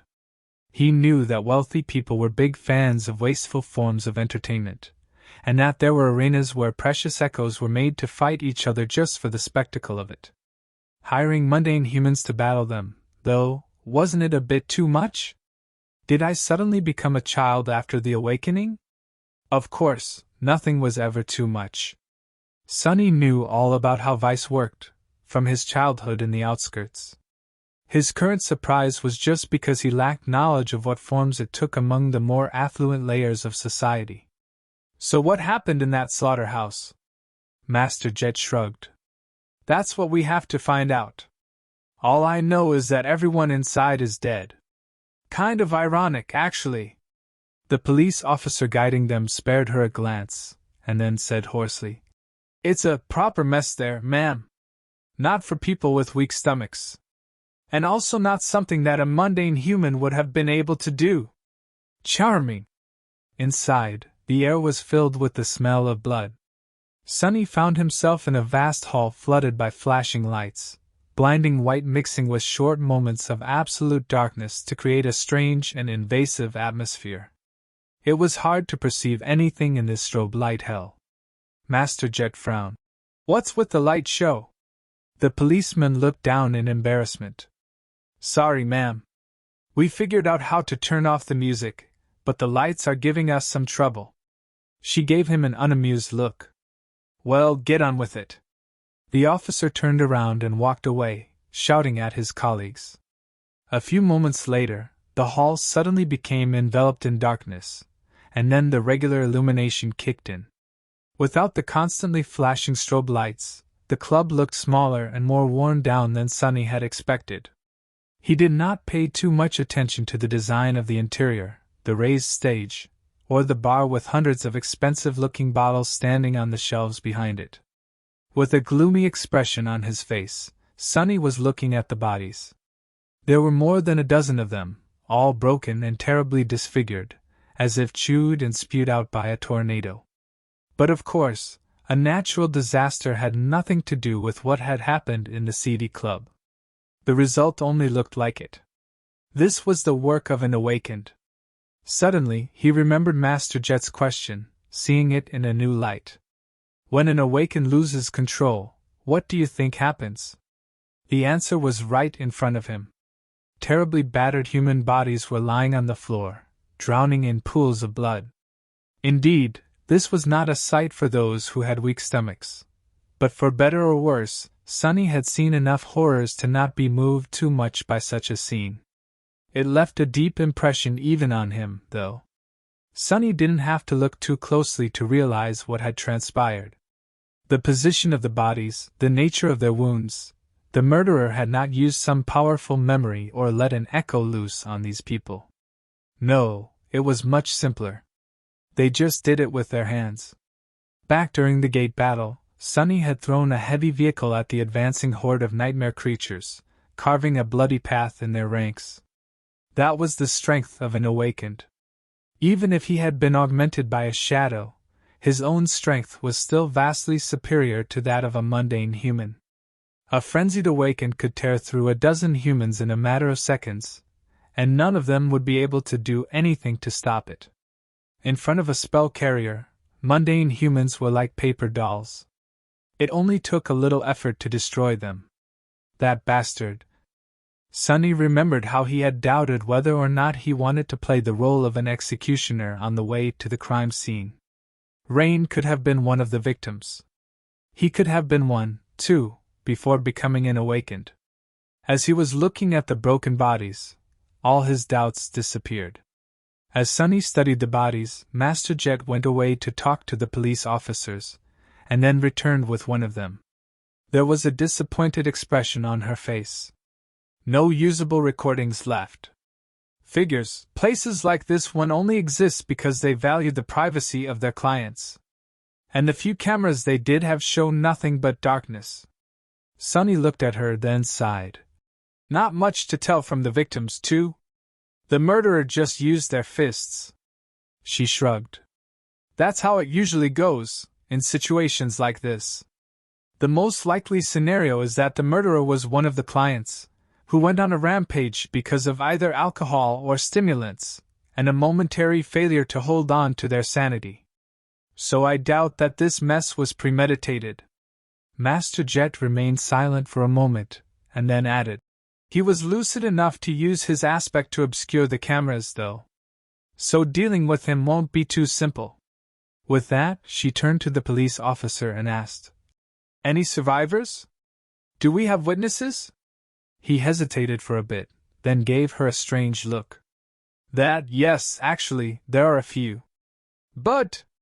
The officer didn't finish the sentence, and just stared at them with an uneasy expression. Sunny raised an eyebrow. But what? Are they refusing to talk? The policeman shook his head slowly. No, they're not refusing. They just… I don't know, something is wrong with them. They just don't speak, or even react really. I've seen a lot of people in shock, and sometimes they can seem almost catatonic. But this is something else. Gave us all the creeps, to be honest. Sunny and Master Jet glanced at each other, and then, one of them said, lead the way. The officer sighed, then escorted them to the back of the club, where an inconspicuous door led to the service rooms. The witnesses were gathered in a small office, standing there motionlessly, with nervous paramedics trying to determine the reason for their condition. There were 5 of them, all sharing the same blank, strangely peaceful expression on their faces. They were completely silent, motionless, and still. They did not react to the arrival of new people at all. Their eyes were calm and empty. Sunny paled. How is this possible? It only took him a second to recognize what was wrong with the survivors, of course. In fact, they weren't survivors at all. These people were dead. To be more precise, they were hollow. How can a mundane human be hollow? Suddenly, he felt a cold shiver run down his spine. Looking at Master Jet, he saw that she had a deep frown on her face, too. The massacre in the dance hall was bad enough. But this just made the whole situation frightening and eerie. If before Sunny was just disgusted, now, he was starting to get concerned. What the hell? Master Jet stared at the 5 hollows for a few moments, then turned to the paramedics. Go take a break, guys. Let these people be. They are already dead. One of the paramedics, a mature woman with short blonde hair and gentle eyes, looked at her with confusion. I'm sorry, ma'am? But they're fine. We need to. Jet let out a heavy sigh. Their souls are destroyed. There is nothing you can do to help them. Something else will take care of the rest. The paramedic looked at her for a while, then glanced at the ground and silently walked away. Her colleagues followed, expressions of regret, anger, and horror clearly written on their faces. The police officer stayed, but made a point of standing as far away from the hollows as he could. Master Jet stood silently for a few moments, her scowls growing deeper, then turned to Sunny. Answering your question, I don't know. He hesitated for a bit, then asked, but how can a mundane human become a hollow? It's only supposed to happen to those who die in the dream realm, right? She glanced at him, then silently shook her head. Eventually, Master Jet said, wrong. There is a very small chance of a powerful soul attack creating a hollow. But beings capable of dealing direct soul damage are very rare, so it doesn't happen too often. Almost never, really. Sunny walked closer to the 5 empty humans and studied them. Can you do something like this? Master Jet lingered for a bit, then answered simply. If I am really precise. Something was very wrong with these people. And not just the fact that they were hollow. There was something else, something that almost made Sunny's hair stand on end. A feeling of subtle, but profound wrongness. He reached out with shadow sense, and flinched. Master Jet did not miss that sudden reaction. What? Did you discover something? Sunny gritted his teeth, then nodded. They're shadows, they're dead. She stared at him with a raised eyebrow. How does this work? I don't know much about shadow affinity, sorry. It's a very rare type of aspect. Does damage to a shadow correlate to soul damage? Sunny thought for a bit, then shrugged. I am not so sure myself. There's no manual for it, after all. But only 2 things ever managed to damage my shadow. One was another shadow, and the other was a soul attack. Sunny wasn't sure that he was comfortable providing Master Jet, a person specializing in exactly such a type of attack, with this information, but decided to share it nevertheless. He trusted her that much, at least. So, since shadows are susceptible to soul damage, it is not too much of a leap to assume that they share a deep connection to the soul, or are tied to it somehow, at least. She nodded, and remained silent for a while, thinking. Then, Master Jet echoed his recent question. Can you do something like this? Sunny shook his head. No. My aspect doesn't have means of dealing damage to someone's shadow. At least not yet. His shadow sense, meanwhile, spread throughout the whole club, allowing him to perceive it as a whole. And there, deeper underground, he noticed something strange. Sunny lingered for a few moments, and then turned to the police officer. Gather your colleagues and leave. Don't come inside again until either Master Jet or I tell you to. The policeman opened his mouth, wishing to say something, then simply nodded and hurriedly walked away. Master Jet glanced at Sunny with a question in her eyes. What was that all about? Sunny gave her a dark look. That's how do I say this? I think the killer is still inside. Chapter 507. In the spotlight, Master Jet remained silent for a second, then asked calmly. Are you sure? This place has been swept multiple times before we arrived. Sunny nodded. He is here. Underground. She looked down, her face slowly turning somber. Well, I guess we should go and say hi. Sunny nodded and made a step toward the door of the small office. However, she suddenly stopped him. Wait. He looked at her with a bit of confusion. Yes? Master Jet hesitated for a few moments. There was a complicated expression on her face. Finally, she said, There are very few people with a shadow affinity aspect in the world, and even fewer who frequent places such as this. Sunny frowned. What are you trying to say? She looked at him darkly. I'm saying that I might know this guy. In fact, when I heard that there was an incident in the slaughterhouse, I already had a suspicion of who was responsible. He blinked a couple of times. You know the murderer? Master Jet shrugged. There are hundreds of thousands of awakened in the world.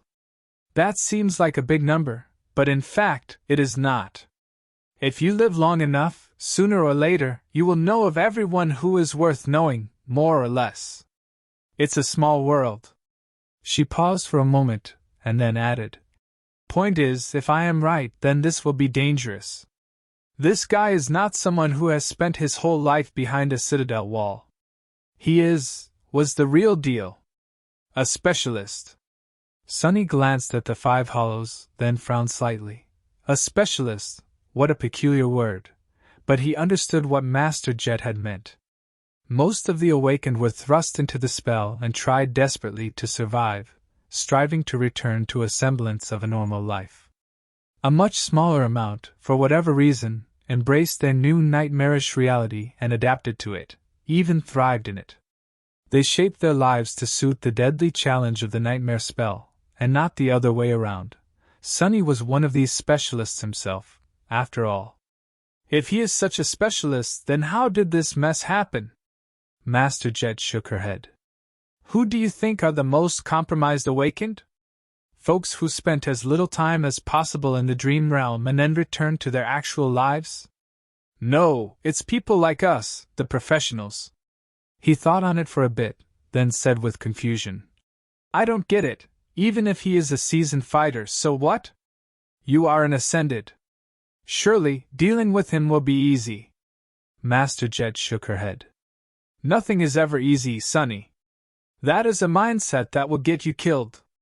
No matter how powerful you are, one mistake is all it takes. Raw power doesn't always decide the outcome of the fight. You should know this already. Every aspect has a flaw, and every power has a counter. So keep your guard up.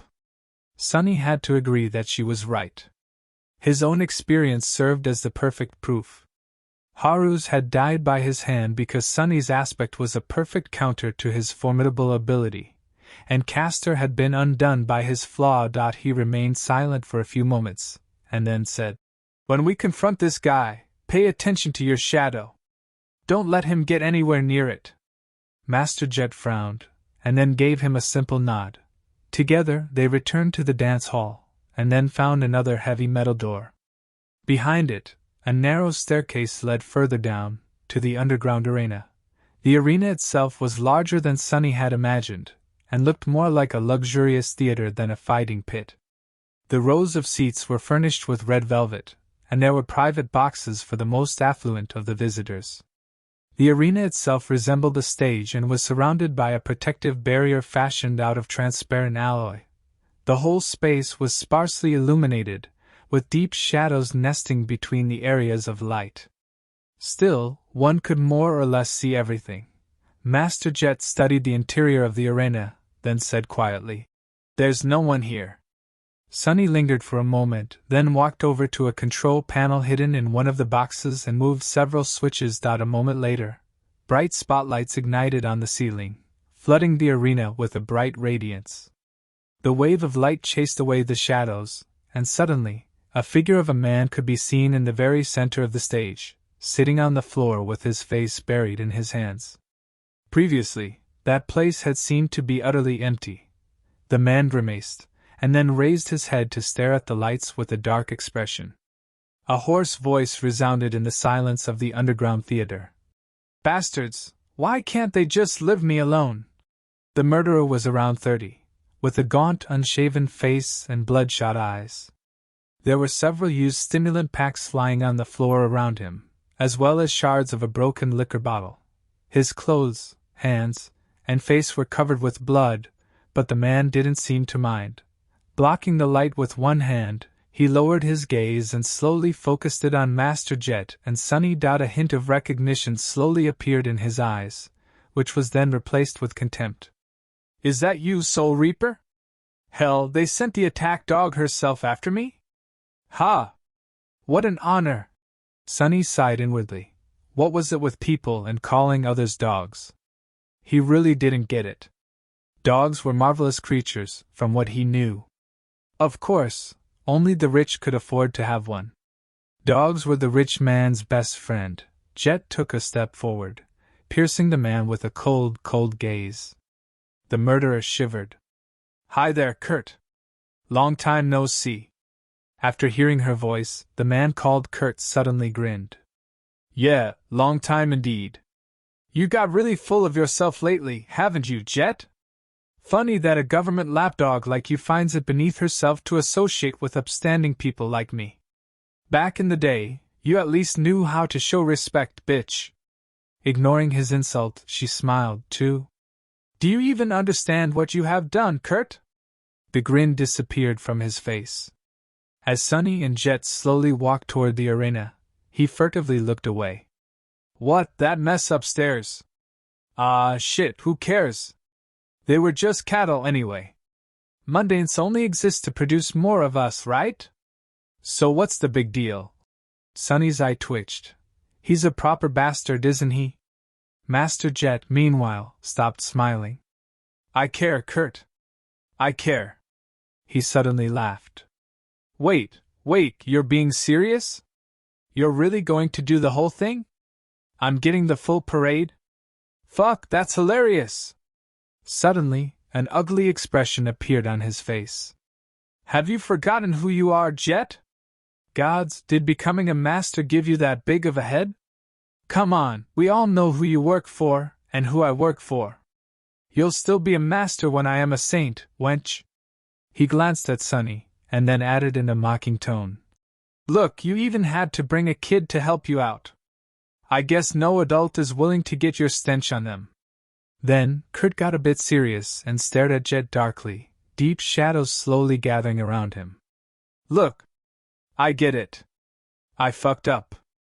So let's have it. Give me a slap on the hand, be on your merry way, alright?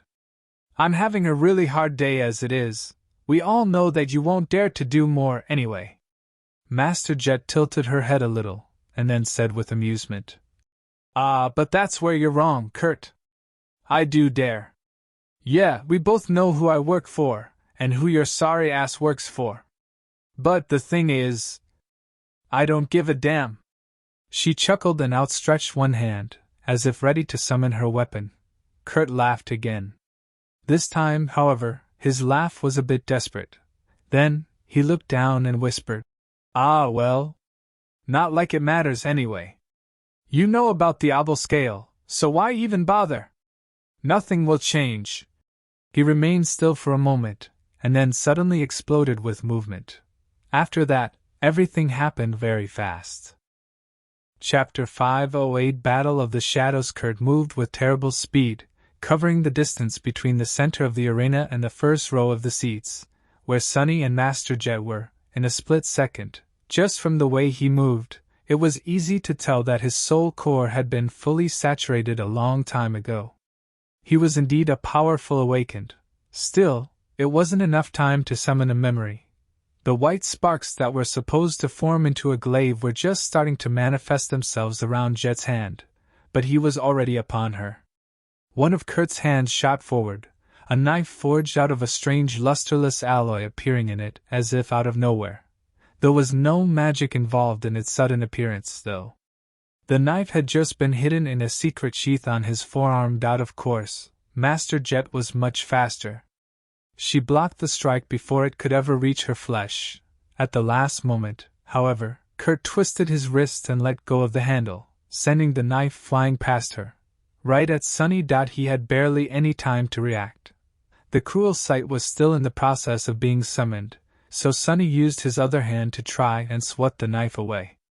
It jerked up, but then froze. No, wrong! A fraction of a second too late, Sunny realized that the knife was not aimed at his body. It was aimed at his shadow, and since he had wasted precious time being mistaken about the killer's intentions, it was too late to move his body away to make the shadow shift out of harm's way. Luckily, Sunny's shadow could move on its own, and it suddenly went out of the sync with his movements and jumped away, letting the knife bury itself in the floor and send a net of cracks through the sturdy synthwood boards. Shaken, Sunny belatedly jumped back. What is this? Any other awakened would have been killed by that devious attack, most likely. To Kurt's misfortune, though, he had met a fighter well versed in all things shadow. A few steps away, Master Jet was already turning her block into an attack. Her fist seemed to teleport forward, tearing through the air so fast that it sent a small shockwave rolling through the underground arena. Kurt had long disengaged, though. As soon as he threw the knife, he saturated his body with essence and lunged back, smashing through the velvet seats and momentarily appearing a dozen meters away. As soon as his feet touched the ground, he was already moving again, dashing sideways. At the same time, 3 more knives flew at terrible speed toward Master Jet and Sunny. Their purpose was not to kill or wound them, but just to slow them down. One was meant for the Ascended, one for Sunny, and the last one for his shadow. Sunny dodged the knife and summoned the shadow to wrap itself around his body, feeling his strength and speed become even more enhanced. He dashed forward, and finally felt the cool wooden surface of the cruel sight's hilt appear in his hand. Not too bad, Jet's voice tore this thought to shreds. Be careful! He's planning some tea. Before she could finish the thought, a dark smile appeared on Kurt's face. In the next moment, something massive broke through the floorboards and struck her, or at least tried to. Soul Reaper easily sidestepped the attack and jumped back, then suddenly twisted, making her shadow grow smaller. A fourth knife appeared out of nowhere and pierced the floor where it had been just a moment ago. Kurt clicked his tongue. So annoying! Sonny, meanwhile, was staring at the thing that crawled from under the floor. It looked like a mound of worn rags, with two long arms that had one too many joints growing out of it, each ending in three terrifying curved claws. The towering thing was vaguely humanoid in shape, with broad shoulders and a small head covered by a tattered hood. He felt angry at his own stupidity. An echo, curses, of course he has an echo. Why else would the bastard frequent the slaughterhouse and its underground arena? Something didn't add up, though. Whatever that thing was, it didn't look like any kind of a dormant beast Sonny had ever seen. If he had to guess, he would be willing to bet that the creature was at least of the fallen rank, and had at least 3 soul cores hiding in its ragged carcass. Maybe more. Weren't the arena meant for dormant echoes? As a vicious-looking curved sword appeared in Kurt's hands, Sonny got his answer. 3 more nightmare creatures suddenly appeared out of the shadows. These seemed not to be fallen, at least. He wasn't sure if they were beasts or monsters, though, just that they looked rather menacing. One was covered in black chitin and had a long tail that ended in a jagged blade, drops of poison falling from it and leaving smoldering holes on the floor. The other was like a repulsive mix of a human and a pale centipede, its limbs numerous and thin as bone needles. The last one resembled a marionette with sharp knives sewn to its wrists. The 4 echoes surrounded Master Jet.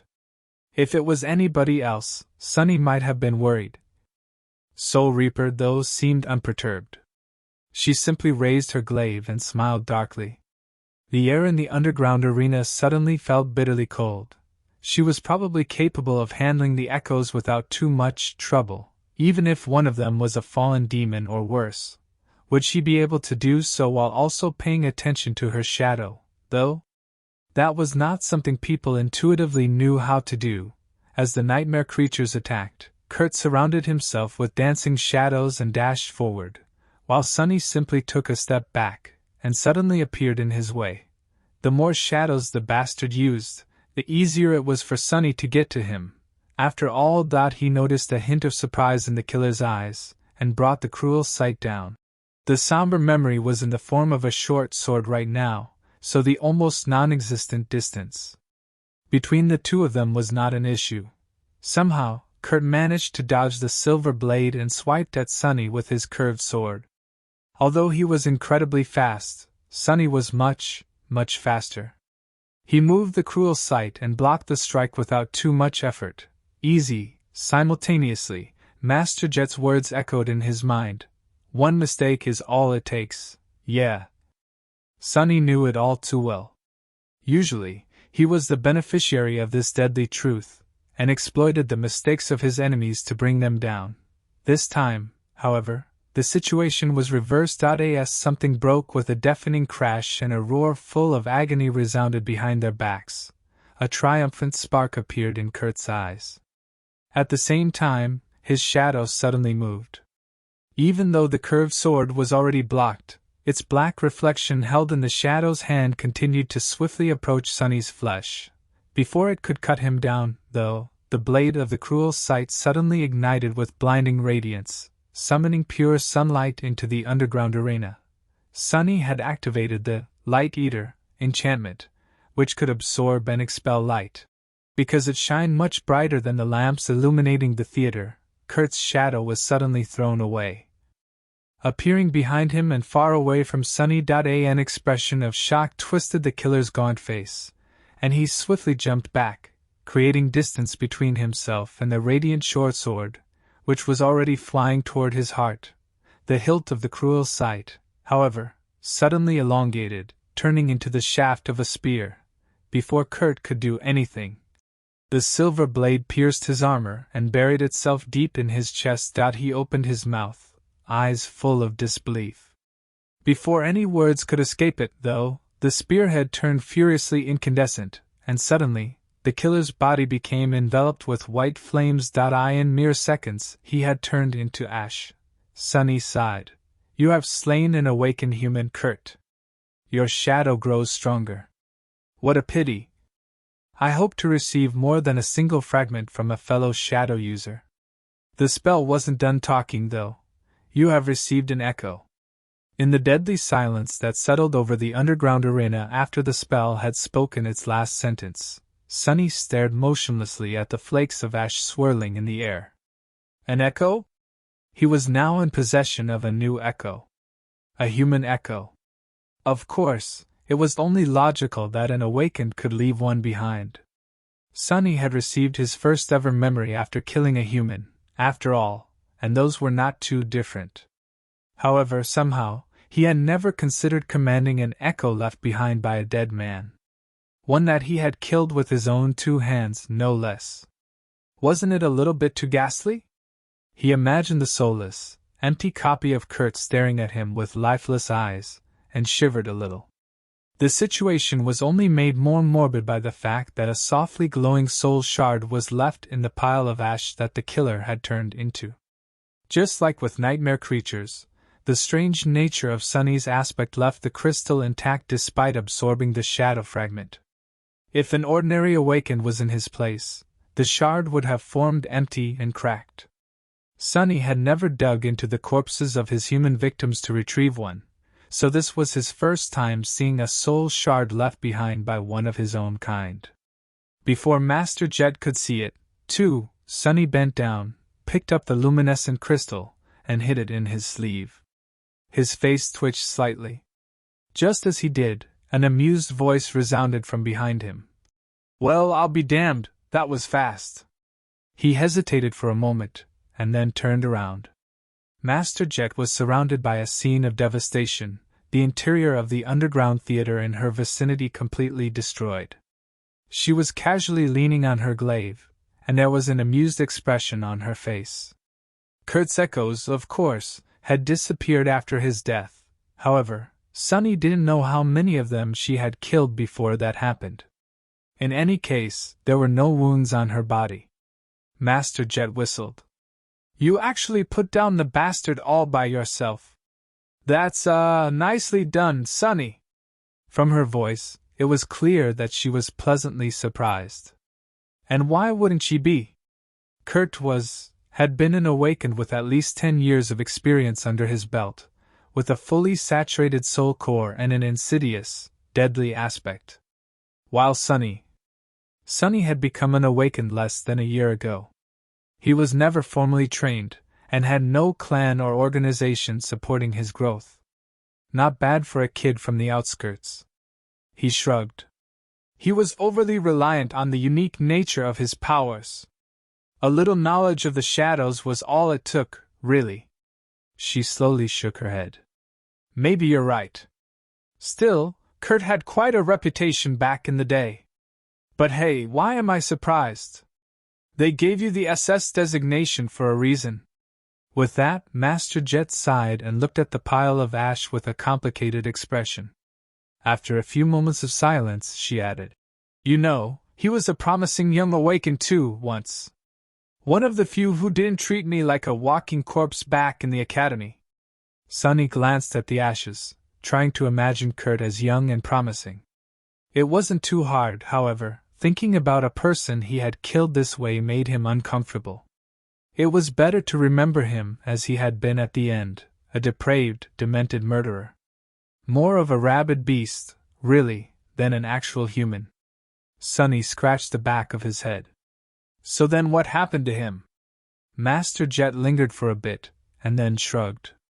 Life, I guess. Not everyone is cut out for the kind of life we live. In fact, very few are. Sunny dismissed the cruel sight, thought for a few moments, and then asked the question he really wanted to ask. So, that stuff he told about having a powerful protector. What was that all about? Are you going to be in trouble? Wait, am I? Jet smiled. What, did you believe that fool? Don't worry, he was just being delusional. Sure, he had rather powerful masters. But these people, they're not going to make a fuss about someone like him. Kurt became of no use to them the moment he lost control. What's more, he turned into a liability. So if anything, we did them a favor by taking care of the mess ourselves. Her smile suddenly grew wider, but also darker. And if they decide otherwise, I'm not so easy to deal with, Sonny. And they would have to go through me first to get to you. He frowned a little, then nodded, accepting her reasoning. It all made sense, after all. Powerful people were also practical sort.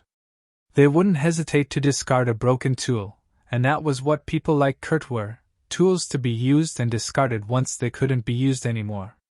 Good thing I didn't join a legacy clan. I guess that is what I would have become if I did. Master Jet warned me against it for a reason. Then, something else came to his mind. The strange words Kurt had said right before launching his suicidal attack. Not like it matters anyway. You know about the Abel scale, so why even bother? Nothing will change. What did he mean? It almost seemed as though the knowledge of this mysterious Abel scale was the real reason for why he allowed himself to lose control. Of why he had lost hope? Sonny lingered for a few moments, then asked cautiously, "Oh, by the way, what was that nonsense Kurt went on about? The Abel scale? What is that?" Master Jet gave him a long, somewhat strange look. Then she simply shook her head. "Don't worry about it. It's not some secret, anyway. You can find the information on the network." Abel was the name of a scientist who developed the spell-tech system the government uses to detect signs of a manifesting gate. The infrastructure of that thing is getting old, though, so the readings have become less reliable lately. Nothing that some thorough calibrations can't fix. Sonny tilted his head a little. Why was he so fixated on it, though? She looked at him with amusement. How would I know what went on in that crazy head of his? The bastard massacred 20 people, and thought that I would let him go after a stern reprimand. He was obviously not all there at the end. He frowned, and decided to let it go.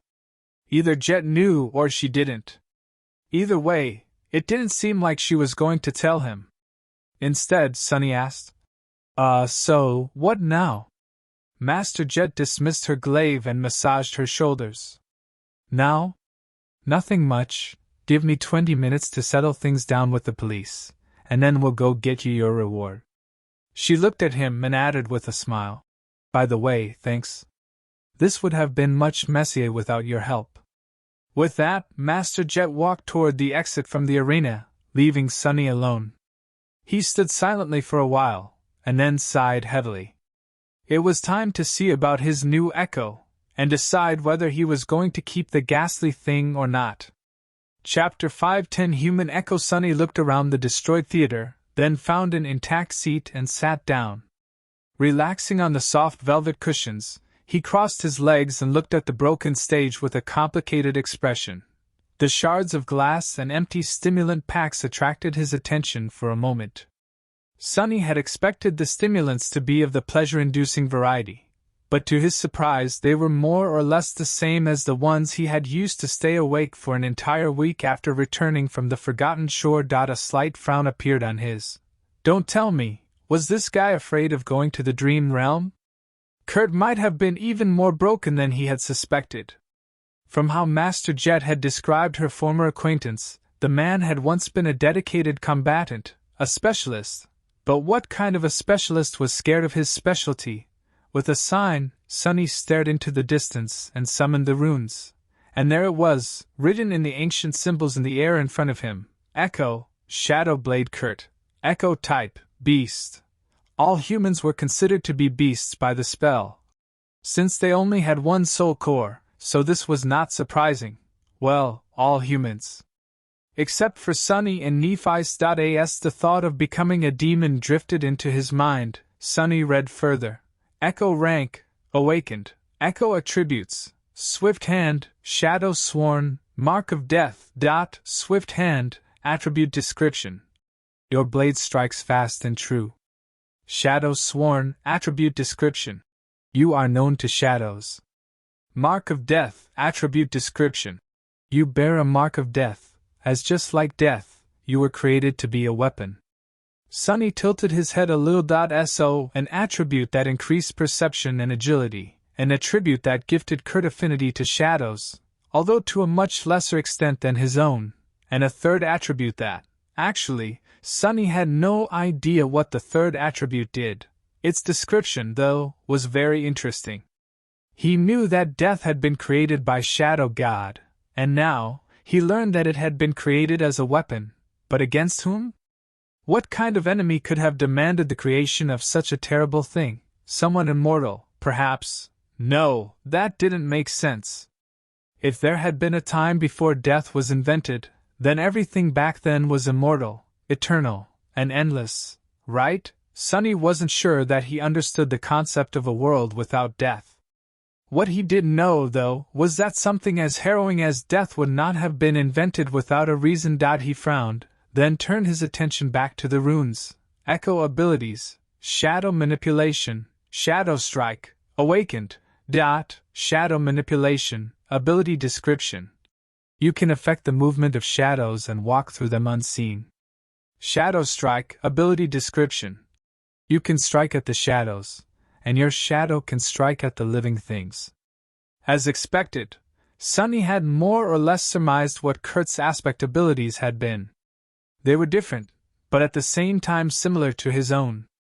Both were much less versatile and powerful than what he was capable of himself, though, even if the ability to deal direct damage to and through his shadows was something Sonny would have loved to have access to, shadow manipulation, especially, was almost no more than a slightly different version of his passive attribute, Child of Shadows. Still, having a shadow like Kurt could add a new layer to his battle prowess. There was also the last ability, Frowny Face Awakened, ability description. This Echo has the innate abilities of a carrier of the spell. So, using memories? That was a nice ability to have. Even Saint herself was limited to only using weapons and charms. Full of thought, Sonny looked at the last string of runes.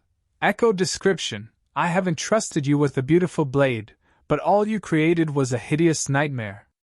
He blinked a couple of times. What's up with that description? Oh my, am I imagining things, or does the spell sound bitter? What a funny thought that was. Sonny reclined in the chair and waited for a bit, then grimaced and dove into the soul sea. Let's take a look. He walked past the rows of silent shadows, noticing the dark figure of Shadow Blade Kurt standing among them motionlessly. Sparing him a glance, Sonny approached the spot between the black suns of his shadow cores, found a large sphere of light that orbited one of them, and summoned the Echo down. The sphere floated to the surface of still waters and slowly dimmed, revealing a gaunt, naked man standing inside. Sonny felt his skin crawling. In front of him was a human, or rather, a soulless copy of a human. Echo Kurt looked almost like a person, but the lifeless emptiness in his eyes screamed of a profound, abhorrent wrongness. It was incredibly unnerving. The Echo was very much like the hollow victims of its original, only even more vacant and devoid of the undefinable spark that all living things possessed. It was an artificial copy of a man that lacked the very thing that made him human. A ghastly effigy. The thing was incredibly creepy. Sonny hesitated, then tried to think about things logically. The Echo was more or less useless to him in its current state, but thanks to its awakened ability, it would possess the innate capacity to use memories, which meant that Sonny could provide Echo Kurt with an armor and a weapon. That question was, did he want to? On the surface, that question was rather simple. Who wouldn't want to have a creature equal to a powerful awakened in their service? But really, things were more complicated. Sonny frowned, then raised a hand and poked the ghastly creature in the shoulder. A new string of runes appeared near it. Frowny Face transform Echo into a shadow. He froze, thinking. Having a human shadow certainly had its benefits. But having any shadow also demanded a tremendous investment of resources. Nurturing Saint was very hard on Sonny, and especially on his pocket. Less importantly, but still somewhat pressing, was the need to spend 100 shadow fragments to complete the transformation. Sonny had spent so much time and effort to get close to creating a third core, and the idea of being suddenly pushed back by a whole 100 fragments did not seem too alluring. The point was, he felt reluctant to turn just any echo into a shadow. So was Kurt a worthy echo? Even though Sunny was very curious to see what would happen if one of the silent shadows was placed into a human echo, the answer was no. Sunny wasn't sure that he was. There were two reasons. The first one was rather simple, but also not too convincing.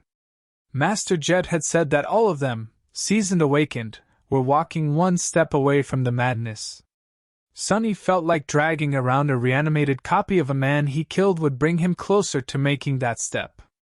His humanity and sanity, to be honest, were already on thin ice. However, that wasn't the main reason. The second reason, and the most important one, was the nature of the shadows. Shadows weren't soulless, empty copies of their originals. They possessed a semblance of a consciousness, and a distinct personality. Saint was living proof. Yes, she was created from a powerful nightmare creature, but her attributes and abilities were not what made her strong. Saint was strong because she was Saint.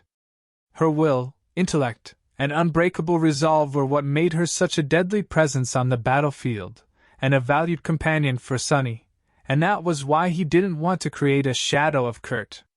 Yes, Kurt possessed powerful abilities that shared the affinity with Sunny's aspect.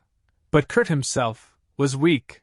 His weakness was the cause of why he had drowned himself in alcohol and distasteful hobbies, and why he had eventually surrendered to the burden of the nightmare spell and massacred defenseless humans in a fit of demented frenzy. No matter how powerful, Sunny didn't want to possess a shadow of an unstable butcher, but more than anything, he didn't want to possess a shadow of someone who was weak. How could he rely on someone like that? On the path he was taking, there was no place for weakness, at least not for the weakness of that kind. With a sigh, he summoned Saint, and watched her appear near the naked figure of Kurt in a whirlpool of black flames. The taciturn demon stared at him with her indifferent ruby eyes, not paying any attention to the human echo. Seeing them side by side only made Sunny more sure of his decision. He remained silent for a few moments, and then gestured at Kurt. "Do you, maybe, want to eat him?" Saint remained motionless for a few moments, then silently turned to the echo and raised one hand. Her gauntlet easily pierced the chest of the dead killer, and a few moments later, his body disintegrated into a flood of white sparks. Those sparks formed into 3 brilliant streams and entered into the darkness that hid inside the shadow, then flowed into her 3 core remnants. "Your echo has been destroyed." Sunny felt a wave of bitterness wash over his heart, but very soon, it disappeared. He was watching the shadow fragment counter in the runes describing Saint. Apparently, feeding on echoes was much more nourishing for a shadow. She received much more fragments than she would have from an awakened memory of the first tier. Right now, the counter was showing a simple number, shadow fragments, 200. A triumphant smile appeared on Sunny's lips.